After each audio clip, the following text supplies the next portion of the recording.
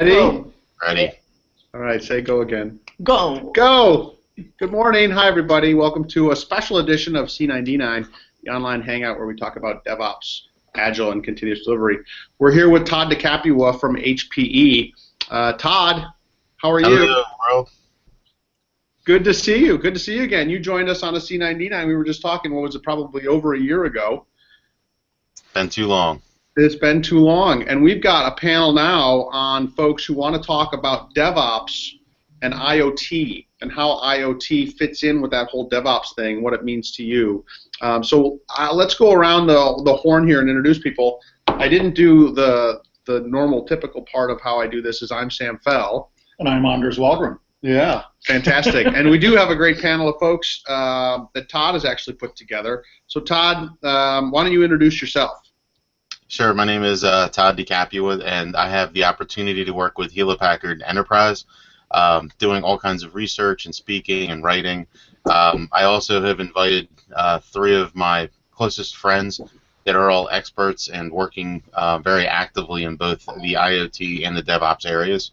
So I guess we'll go Matthew, Petar, and then on to Scott for the quick introductions here. Sure. Hi. So I'm Matthew David. I work at Kimberly Clark, leading mobile and IoT. All right. Hello, this is Petar Puskarich, and I'm with NTT Innovation Institute out here in East Palo Alto, California. And I've been doing performance engineering stuff for about 20 years with a still unnamed large insurance company out in the Midwest, but things have changed a little bit for me, and now I'm more on the R&D side of life and helping create new platforms, including some IoT. I'm Scott Moore from Scott Moore Consulting, and I do performance testing and performance engineering all over the place, and I'm an IoT enthusiast. Very cool. All right, great. Well, thanks, everybody. Todd, thanks for inviting us to join you guys. This is certainly a thrill for us as well. Anders, you didn't explain who you were. Perhaps you should do that.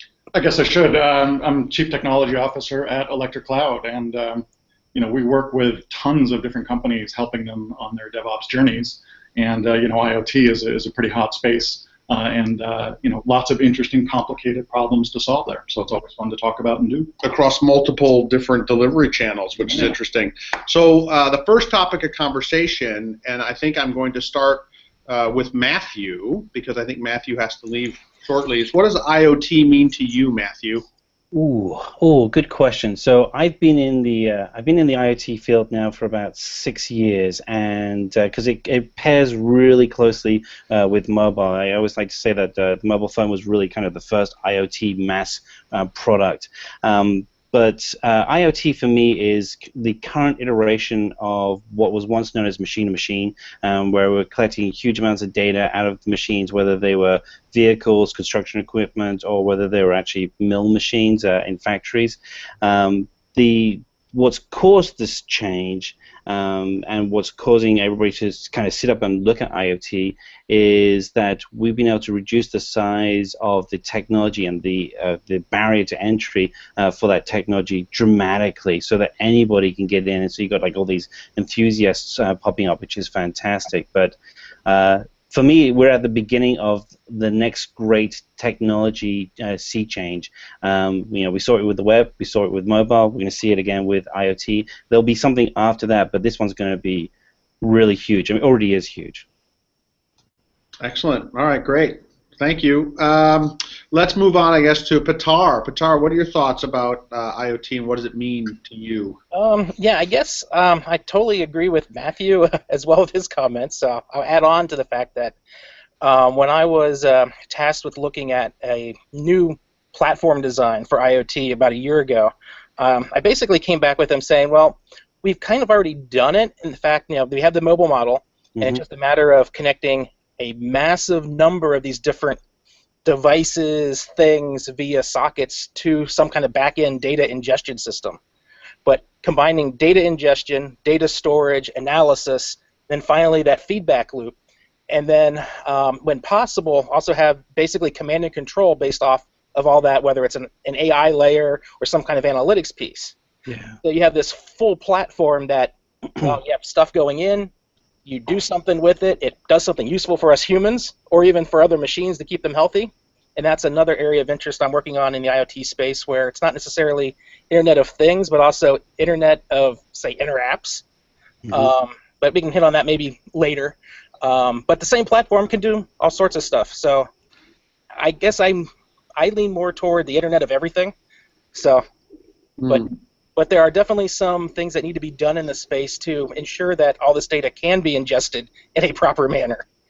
All right, so for you, sort of when you say, what does IoT mean to you, that the data part of it, that feedback, is definitely a critical part of it for you. Exactly. Yeah, right on. Okay, great. Scott, what are your thoughts? What does IoT mean to you? The thing that I think about is visualization, and that's where I focus on most of my attention, because at first when you hear it, and I've been thinking about this since I first saw it on the Gartner Hype Cycle 3 years ago, it's more than just the bazillion of sensors that we hear about that are going to be attached to the internet. It's being able to get information and data from points that you never thought you would be able to, and then using that information to visualize it and then figure out what to do about it. And with more information in areas you never thought about, becomes innovation. And the one thing that is common to everybody I've spoken to who's an entrepreneur in this emerging market, everyone says the same thing. And people are coming up with use cases that we never thought they would use for this. And that's exciting because nobody really knows where it's going to go from here. And I like that. Yeah, that's very cool. Interesting. All right. And Todd, what are your thoughts here? I'll try to simplify it. I told you these guys were all super smart. So, I mean, in a very simplistic perspective, there's probably two main things I see. One are these physical objects, which could be things like devices or vehicles or buildings or any kind of other items.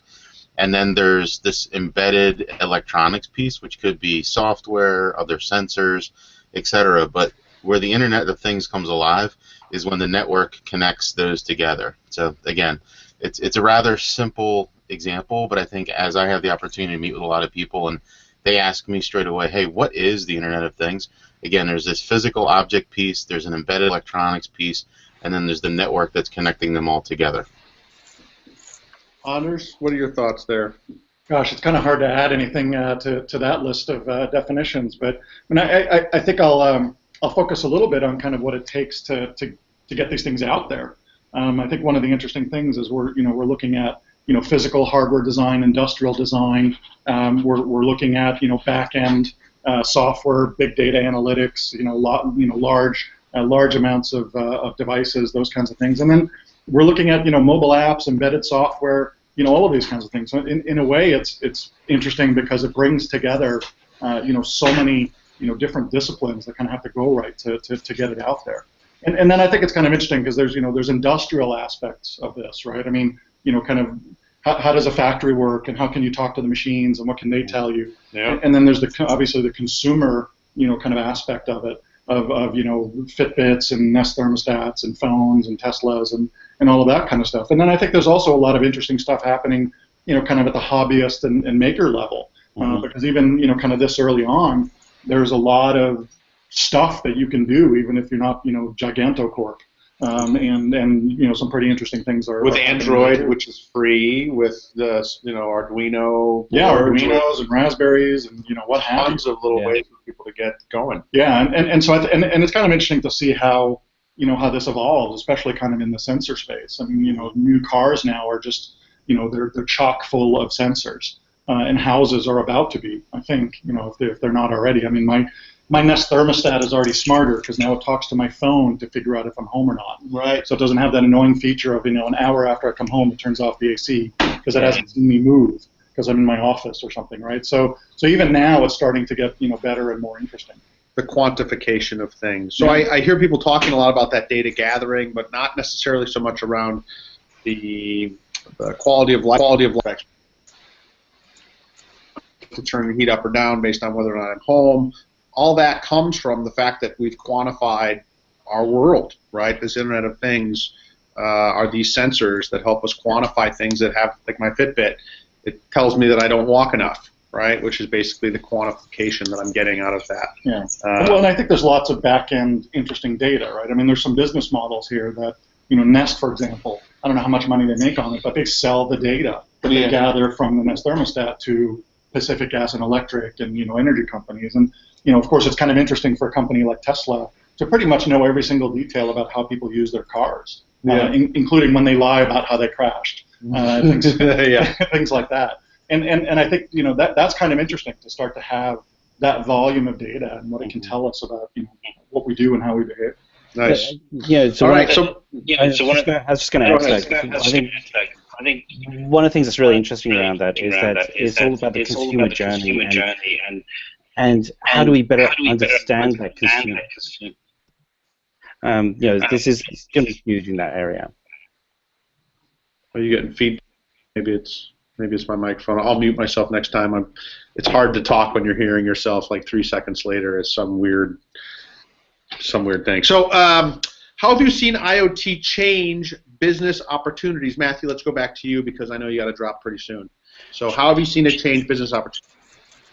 So a really good question there. I think what the baseline response to that is that you look at the core business you have, and I think any business, particularly a CPG business, when they're producing something, 10 years ago, to put any kind of technology into the product you were building was just out of the question. Today, it's getting to the point where it's still expensive, but so you have to have larger products and maybe more on the professional side. You're deploying solutions, but we're rapidly reaching that point where we can put out sensors that go out on every single product that goes out. So, for instance, if you are in food goods and you're Coca-Cola, and you really want to understand, how people are really drinking all your product and everything.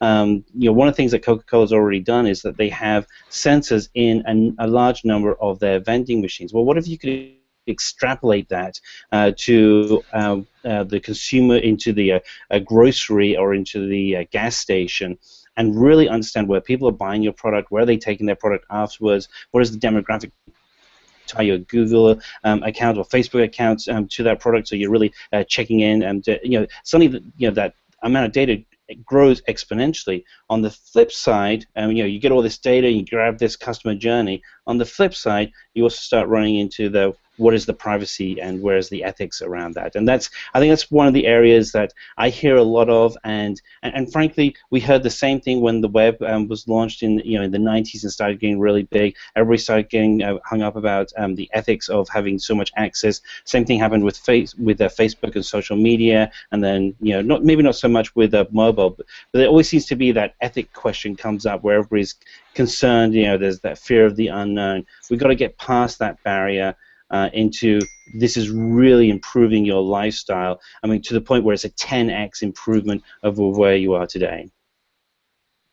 Sort of that Pandora's box. People are afraid of letting all that information sort of go out there organically and see what happens with it. And it turns out it's not unlikely that we would do something stupid as a race, that we would sort of just destroy our whole planet or whatever. Mm-hmm. But we haven't done that yet, knock on wood. All right. So some of the things that I see as huge benefits are, can you use Kleenex tissues to trace where flu bugs are going around the country, and can you sanitize the data so that we have much better understanding of where allergies are and things like that. I mean, suddenly you're running into some really interesting use cases. Yeah, absolutely. Very cool. Thank you, Matt. Scott, let's go back to you. What are your thoughts on this? How have you seen IoT change business opportunities? Well, the first thing I think about is how it's going to affect manufacturing and the traceability from the moment that its product is manufactured till the time that the end user receives it. That was where I first started thinking about it. But then you start looking at all of the various verticals. Where I'm located in Nashville, there's a huge healthcare market. That's going to be affected. And in my experience working with these companies here, they're usually 4 or 5 years behind in technology. But in this, it kind of enables them to catch up, in a sense, very quickly, and to be able to get more data points than they've ever gotten before, maybe faster than they've ever wanted to have it before. I guess the biggest concern that I have is that, like was mentioned with the privacy aspect, I guess the biggest concern is all the data that's collected about me. The Internet of Things is going to come back and say, from all the data we've collected, you're a loser with no life. and you should probably just get off the internet. Totally. So, that's my biggest thought. But the way that it's changing in smart healthcare, smart energy, smart any vertical that you want to pick, the field is wide open right now. I just talked to an entrepreneur this week who was talking about a new sensor that's been created for cattle to swallow to be able to monitor estrogen levels at any given time for their farm. When have we ever been able to get real-time estrogen levels from all cattle in a farm? So if you think about how that's going to transform the agricultural industry specifically, it's pretty amazing. Yeah, the sort of efficiencies that we can gain with the quantification of all this stuff, it's pretty good. The feedback loops, right? Want to bring it back to DevOps? Well, that's a very principal part of that whole process. So, very cool. All right, Petar. Yeah. I guess to add on to this, one thing that we've been looking at NTT, the Innovation Institute, is not just that it's smart things, but also how does it actually help humans that are in these different industries? And one of the use cases we came up with was actually basically ventilation in a deep mine, and also helping these mid-cap and small-cap mine operators actually have ventilation in their mine even when they're shut down, but at a cost that they can actually afford. Because even if you have a mining operation, whether it's above ground or underground, you still have to have that minimum ventilation dependent upon what machinery is underground or how many people were there. And most of the time, you're running those main fans at 100%. So we're looking at sensors between gas sensors, proximity sensors, other ways to get that visibility, what we were just talking about, into these systems in order to allow these operators to basically retrofit their areas of business not necessarily cheaply, but at, say, maybe a tenth of what's out there on the market now. Some prices where one ventilation system was actually a minimum investment of like $5 million. And we're looking at stuff getting it down to in that $50,000 range or less, just depending on how you want to scale and grow. Which is another huge benefit of IoT, is the fact that you can start small, build your way up to massive systems that actually provide more and more return for the value that you're getting from it. And then the other piece that IoT, I think, is bringing across a lot of industries is one of the things I've harped on for years when I was one of the unknown evangelists for some of the HPE products for diagnostics. Visibility into your systems and processes is huge, and it's very important to have that. And that's what we're getting with IoT systems these days. We're getting more and more data around what's going on in things that we've never seen before. Just like swallowing a pill for a cow. They're working on that for humans too, so we can. Yeah, absolutely. So then we can get rid of some of these other invasive tests that, those as we enter 50 years old or so have to have. It doesn't have to be horrible. So, and we get better data out of it. So, so if you find something you want to cure faster, it can be done. So, we all win. Very good. Yeah, love it. Anders, seemed like you wanted to jump in there with a comment. Yeah, I mean, I think there's a couple of interesting things. I think we will see. I use this phrase a lot. There's going to be roadkill on the road to IoT. There's going to be some massive security and privacy breaches. Just like we've seen with security and e-commerce, right? I mean, and I think it's right. 20, 25 years ago, thinking about what is the internet going to bring and commerce and using my credit cards and all that kind of stuff. A lot of people kind of waved their hands and said, wait a minute, you have to think about security. And as an industry, I think we've been kind of crappy at doing that, and all of the kind of continuing stream of breaches in security at e-commerce sites. The problem that Mitsubishi just had, where the app that you use to control the Mitsubishi car talks to the Wi-Fi hotspot in the car, but it's not encrypted well enough so that you can't just take control of the car with a man-in-the-middle attack. Right. So there's going to be a lot of these kinds of things until a few people, kind of step in at big time, and there's some, There's some downside, most probably just in the company's reputation and sales and those kinds of things. There's going to be a few, bad things that happen. I think it's unavoidable. There's enough people that cut corners. Hopefully it'll happen soon and early, so we can kind of learn the lesson before this stuff becomes, as pervasive as it will be. But it's a little bit scary. I mean, I think it's really exciting as well. Don't get me wrong. But it's a little bit scary, and there's going to be some bad things that happen if we don't watch out. Yeah, absolutely. Todd, what are your thoughts on the changing business opportunities because of IoT? Thank you, Sam. So it's interesting that we start with business opportunities because I know most of us want to go straight to the technology piece. There was a survey that was done in 2015 by Business Insider. They actually published the results in April, and there was an interesting infographic there. And I think just to help shape from a business perspective, and I know Scott was referring to in the manufacturing space, it's significant there. And I've heard some large manufacturing organizations say 40% of their future revenues will be tied to some sort of IoT-related item. 40%. I mean, that's incredible. In the Business Insider survey, there were 3 kind of key findings that I'd want to share. First, 24 billion. So they said that there will be 24 billion with a B of IoT devices installed by 2020. So again, I can't even fathom what 24 billion anything would look like, but to think that many devices, being installed. Second was there's going to be an investment of $6 trillion over the next 5 years. However, and again, I think all of us as business people, we need to look at, well, what is the ROI that's expected there? So from this $6 trillion investment, they're suggesting that there would be a $13 trillion ROI. So about a 2.5x ROI for those of you that are in the math space.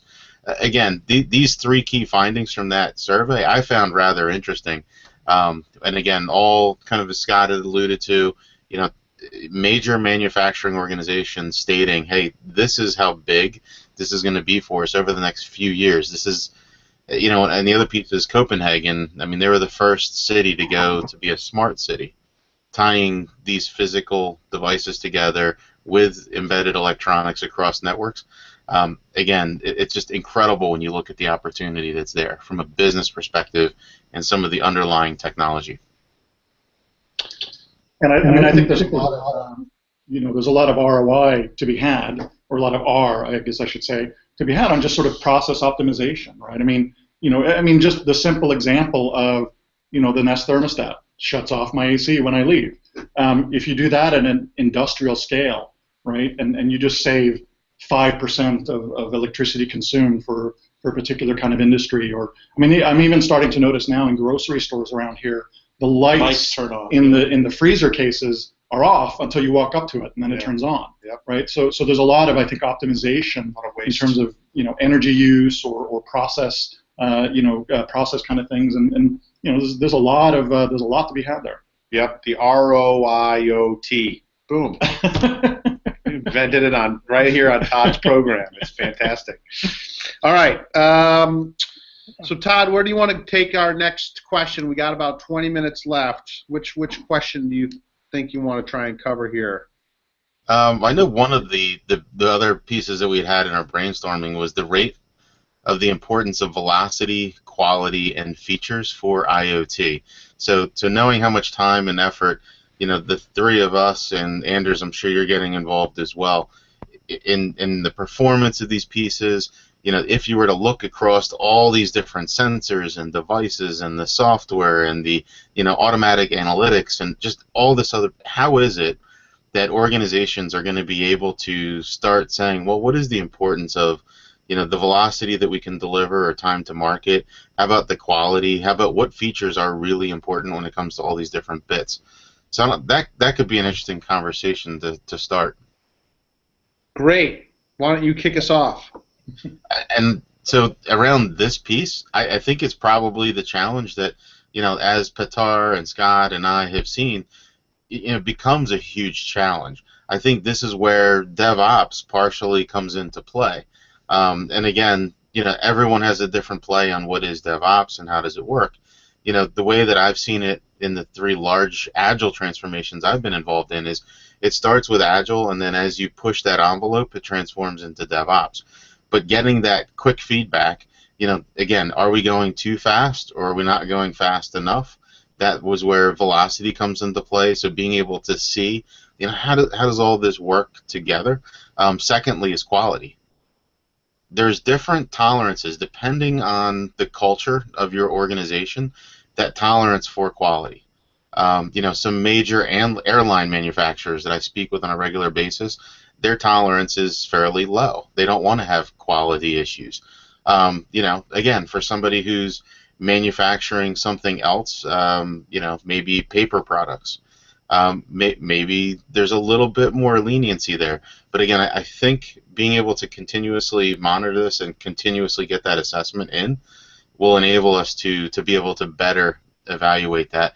And then lastly, these features for IoT, to me it makes it very interesting to be able to turn these bits on and off, to see. And again, do we iterate, do we just version forward always? But I see this rating the importance of velocity. It's going to be something that, leveraging kind of the hockey stick we've seen from Agile up to DevOps, this is where we're going to continue to see that, and really the best way to do that in something that's in growing importance. Sam, I see us all waving. I see Jonathon Wright was able to join us. He's probably live from somewhere between Australia and London. And I did not see him in Las Vegas on the way. But thank you for joining, Jonathon. We are going around the horn on the conversation of rating the importance of velocity, quality, and features for IoT. So I guess, Anders, how about we go to you just to see if you have any thoughts on this topic, and Jonathon and Petar, you guys can jump in next.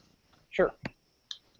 Yeah, I think velocity is kind of the thing that helps enable quality and features, really, because iteration obviously is very important, and I think the thing that makes it kind of interesting and a little bit different than web properties or desktop software, mobile software, maybe a little bit more similar to mobile software, is this notion that you're going to have to service this thing after it's in the field, right? You're going to have to update the software, the firmware on these devices after they're out there, whether it be for feature enhancements, for competitive reasons, or or just so that you can get it out there in the market faster and then follow on with more stuff later, or for security and privacy updates, right? So I think the interesting thing is, we've kind of gone from where, embedded software was kind of, whatever it ships with, that's probably what it's going to run for its whole lifetime, yeah.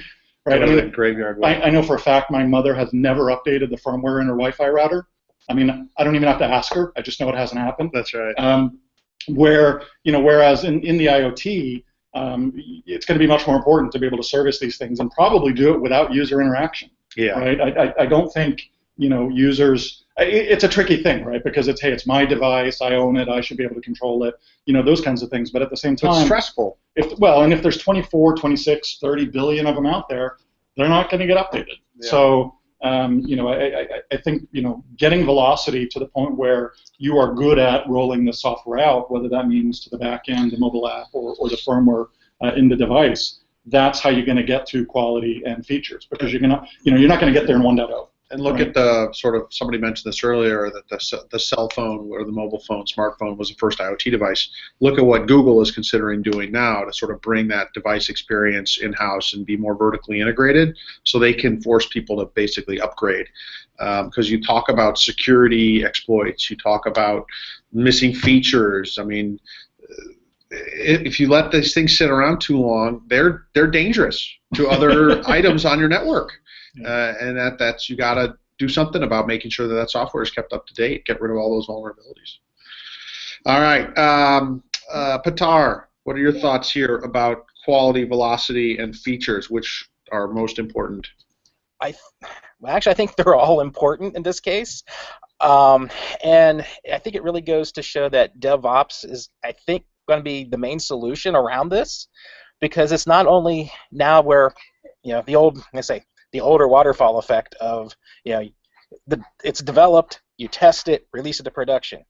That's not going to work in an IoT world, because now it's more around, it really is, it's DevOps. You put You develop it, you do your unit testing against it, it should work. Push it out and see what happens on a few nodes. Now we're talking cluster scale. So, Facebook's doing it, does it all the time, Google, whatever. If it doesn't roll out, well, you catch it at that 20-30% rollout phase, roll it back if you're lucky. Then the users end up doing your testing. But sometimes that's the only way we can do some of this. It's just a matter of, I guess, the software applications themselves aren't just applications, they're entire systems now and platforms linked together. Right. So you don't really know what's going to happen until it's actually fully integrating with everything in real time. Back in the day, I guess we used to call this the Walmart shotgun effect, where it's released, you have your SWAT team ready that actually knows the infrastructure and how it's all supposed to be there, and then have that SWAT team handle anything untoward that happens to you, whether it's around security issues, performance, data quality, that kind of stuff. Yeah, it's going to get worse. And yay! As much as I used to say I hate Agile, I'm becoming more and more of a proponent for it, just around these issues, as the problems I'm solving day to day now are much more huge than they used to be. Even at an enterprise scale, this stuff is even bigger than any of that. And then the other, I guess, the issue I'd say of importance is the security side that we've been talking about. One of the examples I've been given recently is the fact that in my research into how to replace out some of these monolithic industrial control systems to add into our IoT systems, I've spent a lot of time dealing with RS-485 right now, whether that's over serial physical links or over Modbus TCP. It's astounding to me how insecure those protocols are. So really, the only thing you can rely on is the fact that you've got physical control over those serial links. When you start getting Modbus TCP, it's wide open. Yeah. And that's where one night I was doing some other searches for some other tools, and I ran across a sewage pump in New Jersey that I could actually fully control, do whatever I wanted to. I didn't, because that'd be horrible as somebody. But in that list of stuff I was going through, there was at least 100,000 endpoints wide open to the net. And it's all Crazy. Modbus sitting there. Now, who knows what really was some of that stuff was, but you can do some digging and find out via certain register holding sets and things what this stuff is. I think security is going to be it's still a big thing. And then around that security with those devices, then it becomes, do you do self-registration? Are there blockchain things that are being developed that would handle some of that? So at least you have somewhat secure entity registration. And you can agree upon, hey, I am a sensor in New Zealand, and I'm supposed to be here. How do we solve those issues? But that's all coming. Yeah. I don't think it's just coming as well. I think it's actually there. So Todd kind of just mentioned I've just flown back in from Singapore this morning, but I've been out in Perth helping them connect the power grid, all the power lines together using IoT devices. Now the reason we're doing this is because 30% of all bushfires that are caused in Australia are from power lines. So making those power lines smart, obviously security is an issue, but connecting it into a mesh, it's really designed there for a purpose, which is safety. Tampering with those devices, I can see it happening the same as we've done a lot with the IoTs for agriculture and farms. The security is obviously a constraint.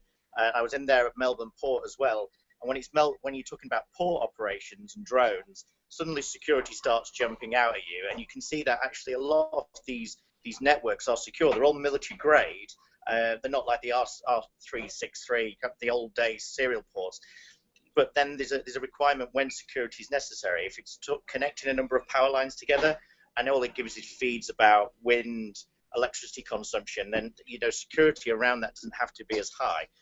But I think we're seeing this stuff now, and I'm happy to send quite a lot of the material what I've been doing the last couple of weeks to give you a taste for some of the IoT stuff we've been doing out in Australia. But it's such an interesting area, and equally, performance engineering is right at the top of the list of most of the customers that I went to see and spoke to. So, it is still really important, and I think security is one of the big pinnacles of what Meg was trying to put across in discover. Very cool. All right. So, Actually, it's last question. So, I don't know if we want to hit too much on it, but I think, how does testing change for IoT? This has been a long time passion of all of us on the line here. And Jonathon, you just kind of started mentioning some of the other bits, as well as Petar, around, security. But yeah, just coming fresh off of HPE Discover, this year we had a Performance Engineering Customer Advisory Council. And in that council, what we quickly realized is, when you think about performance, how broad or how deep, when somebody's doing performance engineering, what all does it include? So I'm not going to give the answer, because I'd love to hear, Jonathon, your perspective, and then Petar, yours, and then Anders, what you're seeing out there as well. So Jonathon, back over to you. And it's really, how does testing change for IoT? Maybe hit Petar. Looks like Jonathon is in between. Oh, yes. Panels. He is on a train right now to London, he said. Wow. Okay. Well, I guess I'll jump in. When I thought about this particular question recently, I kind of go back to when I first had to learn how to do the new mobile testing platforms. So it's that big shift from, we're testing on our own local servers. Now we have to hit against these these new endpoints, these mobile endpoints, and we have to simulate the actual devices. Well, for IoT, I think it's very similar, but it's going to be using even more device types, even more, I guess, disparate protocols that get the data into those ingestion systems. A lot of this stuff I've been seeing, a lot of these things are still using HTTP, HTTPS with tokens. But the difference is that you've got 40, 50, 60,000 these sockets opening up all at the same time. And it's sustained load in a lot of these cases versus looking for burst or these, it's not just, you're testing for Christmas load anymore. You're looking at sustained high averages with this data coming in. One product I recently took a look at was this power sensing device. And one of their quotes in the FAQ was that, we send 300 to 400 megabytes of data per day for our own analysis. We think it won't be a problem for you guys. I'm like, oh yeah, that's real nice. So now for those, you putting in your test sheets, now we have to open up, 500 megs of data coming off of, even if they have, say, a good sales day, and it gets, implemented, you've got 6,000, 7,000 devices minimum pumping data like crazy into that system. I mean, it's not just the data into the system, but it's also being used by the back end. So they're doing deep learning algorithms across this data. So now you've got queues you have to actually test against that feed those, looking at your, whether it's a Spark library implementation tool change for your deep learning. You got to take all those pieces of the entire aggregate application, not just the end user side, into account. And once any of those pieces start backing up, you're going to have some problems. So I think one of the big critical pieces for how does the testing change is the fact that the architecture really needs to be known ahead of time, and you actually have test points that handle all those integration touch points of the system, the actual physical devices, the data streams, as well as what does it look like to the system being used? Is the latency of those calculations going way up? Does it now take a week to even do some of these deep learning neural network pieces? Or are you still doing okay?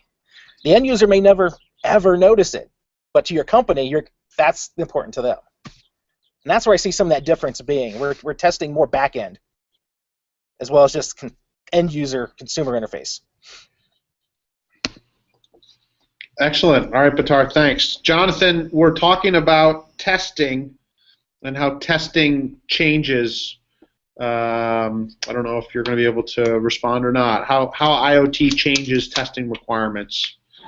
Sure. What are your thoughts on I think, there's a couple of case studies which I can send out, but obviously we've just gone live with the Copenhagen Smart City platform a couple of weeks ago, and that was really interesting based on the fact that most of the testing was done by the crowd. So we actually got the students of Copenhagen to go off and capture. Actually, we used the Shunra product to get the NV profiles and also capture the GPX data from various people walking around Copenhagen. And then we synthesized that data for 2 billion historical transactions over 6 months to give us the big data platform and the gamification platform to allow us to test that environment. I'm on my way to my book launch this evening, and we've got a whole case study around the testing of that particular platform. And it went live 2 weeks ago, and we had 36,000 users using that platform across Copenhagen. So there's a whole success story around that at the moment, and that was doing, how do you test those huge smart city projects before you actually roll it out, before it becomes part of the news that it failed. So I think that's a really interesting way, and I think crowd, or I've used the word tribe, or even vibe now, as that's what people have been saying to me, is actually really important, because they also take ownership of what that testing is, and the personas and the cultural differences from city to city. So that's really important. Nice. All right, great, Jonathan. Thank you. Anders, I'm going to pass it to you, and then we'll go back to Todd to wrap it up. Yeah, I mean, I think it's kind of in proportion to the number of moving parts that we're dealing with. And, in terms of the difficulty of testing, it's a little bit similar to if you take a monolithic application and rewrite it as a set of microservices. You've got a bunch more moving parts. You can't necessarily do it all with unit testing. So your integration and system testing gets a little bit more interesting, and even the need to do testing in production, right? A/B testing, canary testing. It's difficult to do some of these things at scale with just test data. So I think it's a much bigger puzzle with lots more moving parts, and we're going to have to get better at testing than we are today. That's for sure. And if you drive a Lexus car, what happens if the over-the-air update doesn't actually work that well. It bricks your GPS. Oops. I'm sure there was some testing that could have been done there that wasn't done. Yeah. And therefore things went bad. It's important. The 100% of the population edge case. Yeah. Somehow they slipped through. Great. All right, Todd, bring it home, baby. Well, I think, Anders' example there with the updates over the air, I think thinking about everything that Jonathan shared, I mean, I'm glad you spoke about Copenhagen. I want to be able to help plug that as well. Petar told me he's going to be working on a book soon as well, so we'll have to see what that's all about. But I think, as we all think about, how does testing change for IoT, the biggest thing that I've walked away from is it's a lot about what we've learned with performance engineering. However, when something smart cities does not work, when something in your Lexus over the air does not work, it's not performing. It doesn't matter to the end user. Is it a security issue? Is it a usability issue? Is it a sensor that went bad in the field? Is it your third-party microservice that's failed to respond? They don't care. At the end of the day, it is not performing. So I will put a shameless plug in, Sam, if it's okay. But please do. This book was just released last week. I'm happy to, if you want to send me a unique email or comment, I will get you a physical copy of it. I'm also going to put, there's electronic versions available right now on effectiveperformanceengineering.com. But I know for all of us on the phone, I mean, this is not just Shane Evans and I as co-authors with O'Reilly putting this together. This is all of us that are sitting around the table right now. This is what we've been doing. This is what we've learned. This conversation of thinking about IoT, thinking about DevOps, the business impact, the technology impact, I believe we're kind of at that precipice of getting ready to burst and have it be a huge thing. The reason that I work so hard with O'Reilly to put this book together is just for that reason. I want people to get it, understand it, learn from it, and then share what they've learned. Because as people like Jonathon, Petar, myself, Anders, as we go out and we do these things, people have questions. This is how you get started. But again, this conversation, Sam, I think has been great. I think it is the beginning. There's a lot more that we could do, and each of us have our own domain authority that we could dive into each one of them. But I know that what we all do is fantastic. The reason we wanted to do this is to share it so that others can learn from our good, bad, or ugly experiences. So, Sam, I thank you for putting this together, and I'll hand it back over to you. Great, thank you. My biggest takeaway is the fact that I helped contribute to your book, and so I'm looking for royalty payments. I'll send you my address after the program. It's been great. I appreciate you actually reaching out to us to get this sort of on the books. It's nice to meet everybody. Always learn something, and that's great. We'll look forward to talking to you guys again in the future. Thank you. Thanks, guys.